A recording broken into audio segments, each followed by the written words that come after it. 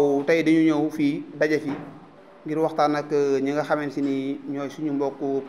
marchand ambulant yi ak petit commerçant yi mais waxtaan ak waa dëkk bi ci benn situation boo xamante ni xew na bërki démb ndax dañu toog gis ci télé yeeg rajo yeeg kii benn groupe de personnes ñuy wax ay soi-disant commerçants génn di ñu tuumaal di wax ni ñun marchand ambulant yi ñun petit commerçant yi dañu occupé mbedd mi ba tax dem mënul am dikk mënul am te loolu di kàddu yoo xam c'est totalement faux ndax jàpp naay marché Mbour depuis le 20 mars 2022 bi Cheikh Issa Sall accédé ci pouvoir bi ba léegi ci la indi woon ay ndogal pour ñu xàll yoon yi ba jël ay nit teg leen fi ñu def liggéey bu mucc ayib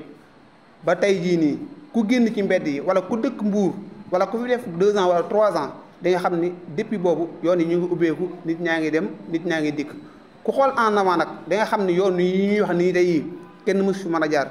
tant que sax problème woon pour mu jaar fi mais tey jii nii ñaari oto dañ fi rombante tata yaa ngi fiy jaar pousse-pousse yaa ngi fiy jaar yeneen camions yi ñu ngi fiy jaar kon boo taxawee génn ni yoon dañu ko occupé ba kenn mënu koo jaar jàpp naay jërul woon sax tontu dañ lay bàyyi nit ñi nga xam ne ñoo fi jaar dama ko ñëw ñoo xam ne loolu c'est totalement faux. ku nekk xam na ni marché bu xat arrangé groupe jaaykat dëgg la waaye à l'impossible rien n'est tenu dañuy yegg ci jamono joo xam si ku ne xam ne jamono événement nit ñëpp ñooy am yitte ci marché même buñ fi tegul woon dara nit ñi di ñëw marché bi xat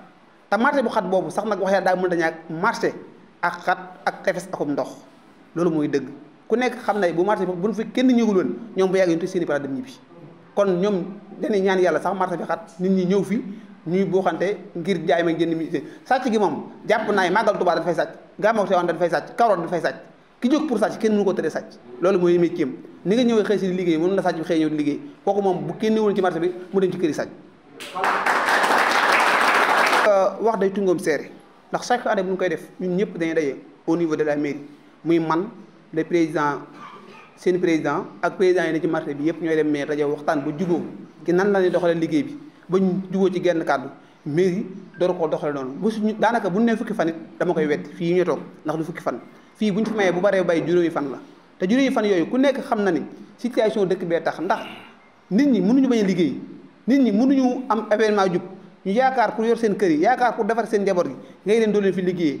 kaay man képp ay liggéey moom moo amul fenn te am na kàddu gu ñaaw nag gu wax ne aw nit jóge ci àll bi ñëw ñu jaay marché bi loolu amul ñun ñi ne ci dëkk bi la ñuy jox marché bi ñu liggéey dëkk bi te bu le lendemain de l'événement ku nekk da ngay dellu fa nga nekkoon kon nañ bàyyi xeet stigmatisation yi ñuy def ndax jàpp naay sax bu doon waa Dakar doo fi ñëw waa Dakar ci réew mi lañ dëkk pourquoi pas waruñu mën ñëw Mbour pour liggéey ndax ñun ñi fi nekk ñëpp kenn dëkku ci dëkk bi ñun ñëpp dañoo jóge suñu dëkk ñëw ngir liggéey kaddu googu nag moom kaddu gu ñaaw la kaddu gu ne ñaaw la te jàpp naa ki ko wax daa xamul ndax boo ko toppoon moom dëkku ci dëkk bi tamit ci dëkk bi liggéey kon nañ bàyyi kaddu yooyu dama jàpp ne tuuma sax bu ñu ko tegee borom moo ko war tontu waaye nag bii dama am habilité pour tontu ci ndax ñun duñu ger ñoom ñu xam ger ba jàpp ne ñoom dañuy ger ñoom nañ jël question répondre seen bopp ñu duñ ger kenn duñu ger xaal yoon chaque jour que di fas ñoo ngi ñoom ci marché bi kuñ ci war a jàpp dañ lay jàpp damay fay dem toujours def intervention soit nga fay ñu dagal la aussi soit ñu négocier ñoom ñaan ban mën noo may ni wax dëgg yàlla ban fi ñëwee ñoom ñu ngi liggéey bu am solo te jàpp naa yi ci xaal yoon buñ génnoon tey ji marché bi bu subaa kenn du fi dugg ndax dina demee neneen nit nag moom wax ju ñaaw dëkkul fa mu jëm fa mu jóge la dëkk te li ma la wax rek ñoom ñu xam ger tey geraate jàpp naa te am yéenee ger ci seen kanam ndax dañoo am yéenee ger moo tax ñuy wax yéenee ger lañ am ndax boo dégg seen kàddu yi dama jàpp nag ku dem retraité mbaa nga dem ba sa avenir jeex fekkee yaa mata sa bakkan ci xeex waxuma la ñaan day door dugg àdduna te seen avenir ni seen kanam. Nous sommes aujourd'hui rassemblés aujourd'hui ici à la salle Bourse du Travail pour montrer que nous sommes des citoyens dignes de ce pays, nous sommes fiers de ce que nous sommes. Nous sommes, la majorité d'entre nous, c'est des jeunes. Tout le monde sait que 75% de la population sénégalaise est composée de jeunes. Le secteur commercial ou le secteur informel représente 90% de l'économie de notre pays. Nous sommes des jeunes et nous voulons travailler. Nous avons opté pour réussir ici, chez nous. Nous n'avons pas pris l'aventure de Barça ou Barsakh. Nous n'avons pas pris l'immigration clandestine comme source de revenus. Mais nous avons opté pour travailler dans notre pays pour réussir ici. Nous avons entendu ces derniers temps un groupe restreint de commerçants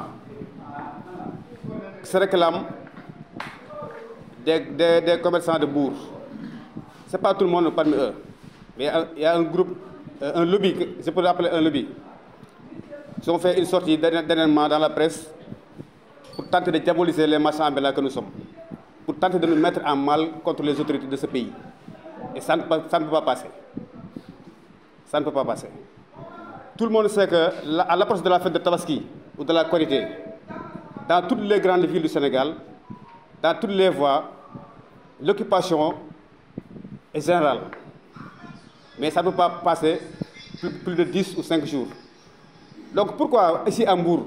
certains commerçants montent au créneau pour dénoncer ceci,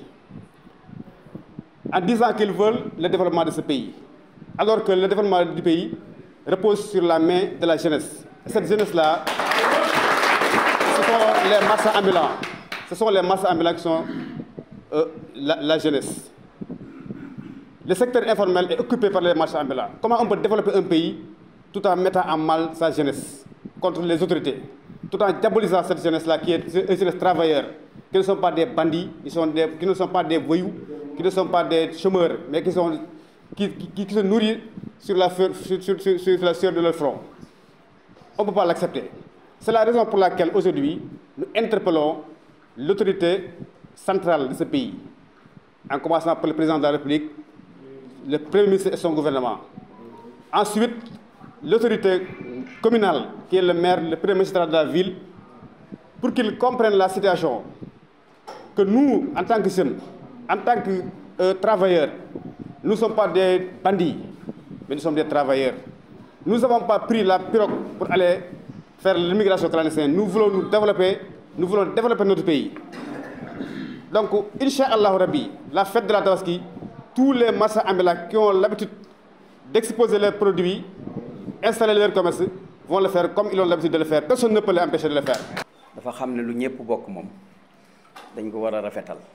ci rafetal googu ci la ñuy nekk loolu moo tax ñu ñëw fii ak suñu teewaay ndax def li loo xam ne tey développement lañ bëgg te développement mënoo ko def sans xale yi jiitaloo xale yi kon nag ci développement bii la ñu nekk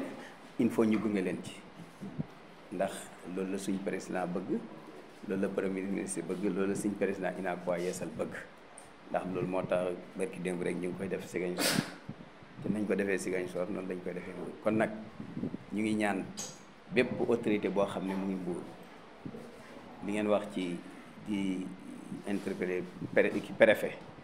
ci rafet nekk bi mu nekkee ak commerçant yi ak jàppale bi mu jàppale commerçant yi ci dëkk bi te ñun ñëpp ñu ci teg suñu loxo ak suñu kilifa bi ci teg seen i bët ak monsieur le maire it vraiment taxawaay bi rafet na ak équipe am kon nag li ci des mooy ñi nga xam ne amuñu dara lu dul seen ñàkk ci ay responsabilité lañu fii ay góor ak i jigéen yor fii responsabilité ci dëkk bi yor ko seen i ci yeneen dëkk yi kon nag ñooñu dañ leen war a may jàmm ndax jàmm mooy lépp ci la lépp xaj bu boobaa nag nañ ko rafetale woon ci korite gi nañ fexe rafetale ko ci tabaski bi bu tabaski gi jublisee monsieur le préfet na nga taxaw ba bu desee 10 jours wala 15 jours nga def ko comme na mu ko defee woon